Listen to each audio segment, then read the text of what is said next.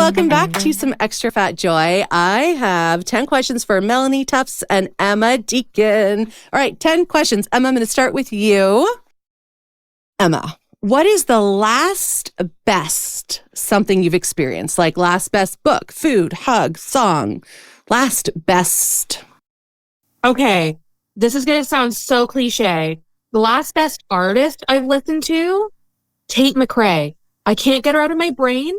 All of her music just like seems to either hit my soul or make me go like this every time. And she's a Canadian artist. So I can't go wrong with a Canadian baddie.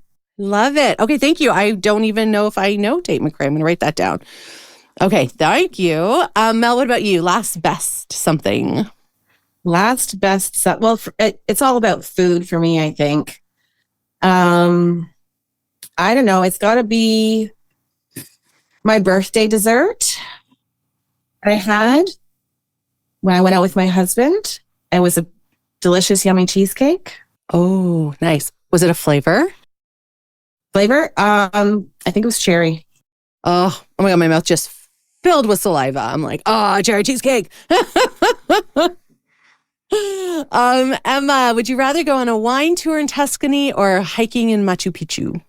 Oh, I ain't walking nowhere. No. I am going wine in Tuscany, 100%. I want that charcuterie. I want to sit and I want somebody named Paolo to serve me all my wine. You are so clear. I love it. You're like, oh, yeah. Mel, what about you? You were kind of nodding your head. Do you remember that movie, Under the Tuscan Sun? Oh, I fell in love with her life and I wanted to live her life. And so I found myself an Italian husband thinking that maybe he'd take me there someday. He doesn't even have a passport. He has no intention of leaving this continent. So I'm just going to continue to watch that movie and pretend that I am in Tuscany. Oh, I love it. And I'm so sad at the same time. That's okay. You know what? Girlfriend's trip. We'll just go. Oh, there we go. That's happening. Yeah. All right, Emma, what is a good piece of advice that you've received? Oh, gosh. See, most of my advice that I actually listen to comes from Mel. Let's always do whatever you want. Honestly. I think the best advice I was given was no is a full answer. Ooh, I love that. No is a full answer. It's actually my partner who told me that. He said, if you say no, you don't have to elaborate. No is a full answer. Yeah, you don't owe anyone an explanation of your no. Damn straight. Oh, so good, Emma. Thank you. Mel, what about you? Good piece of advice you've gotten. I don't ask for advice very often, and I take it even less. So, but I think when I do have those moments, and it's usually from my husband, he's the one who knows me the best. He always just says, just trust yourself. You always know what's best for the kids. You always know what's best for yourself. And since you're making the choice, then you're the only one responsible. So then I won't have to hear about it later. So then just trust yourself and do whatever your heart tells you needs to be done. Yeah. Oh, that's beautiful. Thanks, Mel. Emma, what emoji do you use the most? Oh, see, okay. They need to come up with one emoji. And it really bothers me that they don't have it. I tend to say yes, queen, way too often. You probably heard it a lot during your shoot. So they need to come up with like a snapping emoji. But since they don't have it, I just go like that. Right. The hand clap. Yeah. Thanks, Emma. Mel, what about you? What emoji I do have you use? never used this emoji, hand clap, ever. I don't know when I would use that one. But I'm a heart-centered person. And it's either a big fat red heart or that emoji with the heart swimming around it. So yeah. Nice. Love it. All right, Emma, if you could grant someone a wish, what would you grant them and who would be for? Oh, it can't be me. Damn it. I mean, it can be. This is going to sound kind of obscure. I wish I could grant my younger self the permission to just be. I wish I could have just been a lot more uninhibited. And so if I could grant anybody a wish, I think for myself, when I was in my younger teen days, I would have just granted myself the permission to just live. Yeah, that's beautiful. Thanks, Emma. And Mel, what about you? What would you wish? Oh, that's tough. I immediately started thinking about the Palestinians trapped in the Gaza Strip and the Ukrainians and people in India that are being, persecuted. And I started to think about all of these different groups of people. And I'm like, but you can't save everybody. I just really want to save everybody from all of the things. And that is what breaks my heart on a daily basis. And, but if I can't solve all those problems, I think I just really want my middle son to find love and a place in the world where he fits and people don't judge him, and he's seen for who he is and not what his limited abilities are. Oh, yeah. Oh, Thanks, Mel. That would Emma's- make me cry every time. Yeah. I'm sorry. Oh, is that who I met? Is that Charlie? Yes, that was terrible. Yeah, beautiful. Emma, are you an early bird or a night owl? Oh, I'm an early bird. I am one of those people, 9 p.m. comes rolling around, and I swear I'm in the witching hour where nothing can get done. I am dead asleep or I'm about to be. Yeah. I love it. That is me too. The earlier, the better. Mel, what about you? Oh, early bird for sure. My husband gets up probably around 4:45 every day. Oh, gosh. And so if I wake up at 4:30 and I can't get back to sleep, I'm pretty much up for the rest of the day. So if I've already stayed up late, I'm kind of a mess. Yeah. So I'm an early bird for sure. My favorite, I've got to say, is the mornings when I come in to do boudoir and Mel looks like that meme. I'm going to show you for a second. It's the funniest thing in the world. So I've just walked in the door and she's like, hi. Yeah. But I've done so many things and it's only 10 o'clock. I love it. Oh, so good. Emma, if other than the job you have now, which I know is a real dream job for you, what else would you do? Is there another kind of if I didn't do this, I would love to do that? So I'm already kind of doing it, but I want to do it more full time. I would love to teach hair on a regular basis. So I already kind of teach at Fanshawe College, also located in Ontario. But I would love to do that all the time. Yeah. Beautiful. Yeah.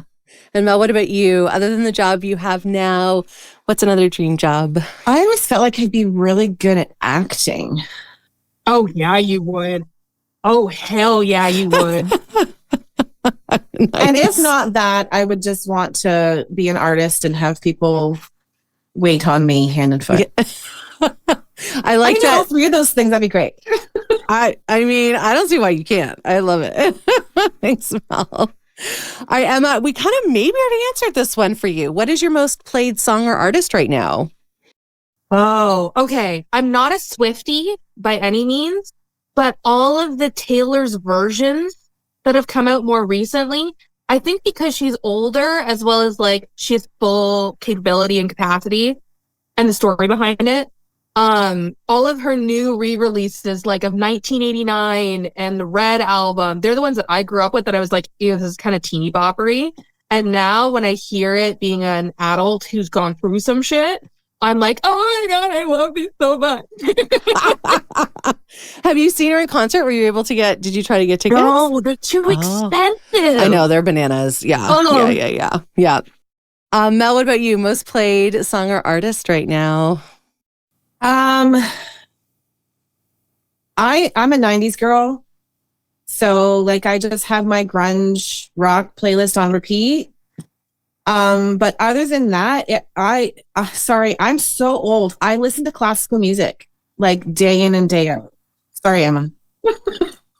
Truth be told, I will have Chopin like blasting all day while I work. But I think that's because it lets me have that stimulation without it taking away from my thoughts.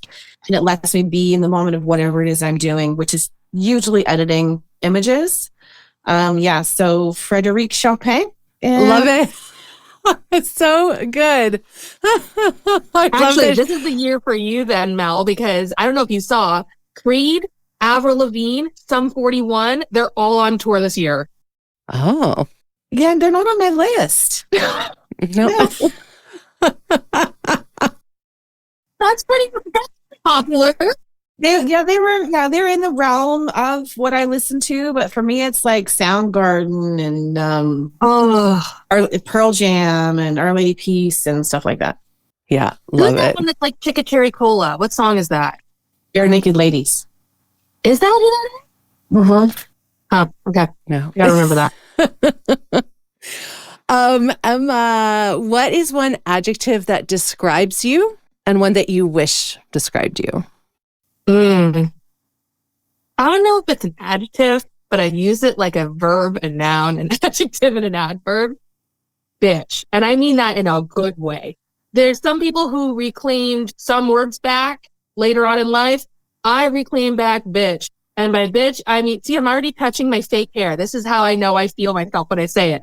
But when I say bitch, I mean, I'm the one in charge. I feel good. I feel sexy. I feel in my power, in my element, and I want to share it with others. That's like head bitch material, in my opinion. I wish one that would describe me, hopefully a lot more in the future. I'm going to manifest it. I would probably say inspiring. I mean, I would use the word inspiring to describe you right now. And yeah. And I love that you're like, yeah, I'm going to like work on owning that a little more. Yeah, so cool. I would love to. Yeah. Yeah. Thanks, Emma. Mel, what about you?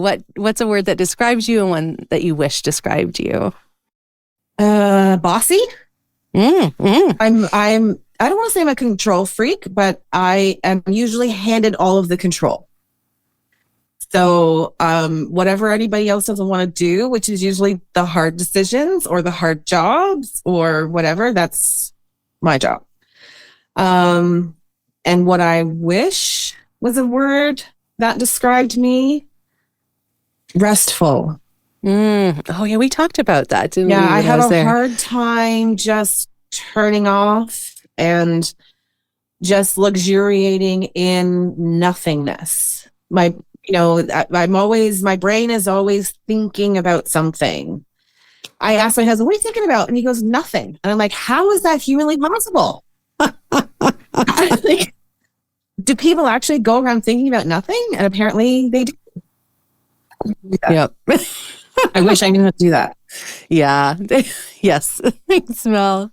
All right. Last question, Emma. If we were going on a picnic together, what would you bring? Oh, some tunes. I would bring some good music. That's my jam. Love it. And love wine. It. Always wine. Music and wine from Emma. Mel, what would you bring to our picnic? Well, if Emma's bringing the wine, I would probably bring everything else because, as you know, I do all of the things. So I would have sandwiches and pop for those who didn't drink alcohol and juice boxes for the kids. Everything. I would have everything. And all the totes to carry it all. Yeah. Also, if you ever want a good snack plate, Mel is the one to go to. Well, the one that was laid out was beautiful. It was just like the grapes and the not like a pound cake, but whatever, like the sponge cake was, and like oh my God, it was in the strawberries. It was delicious. Yeah, I love it. All right. Well, I hope we do get to go on a picnic someday soon, ladies, because you are now my friends. You don't have a choice. And and thank you for doing the 10 questions. Absolutely.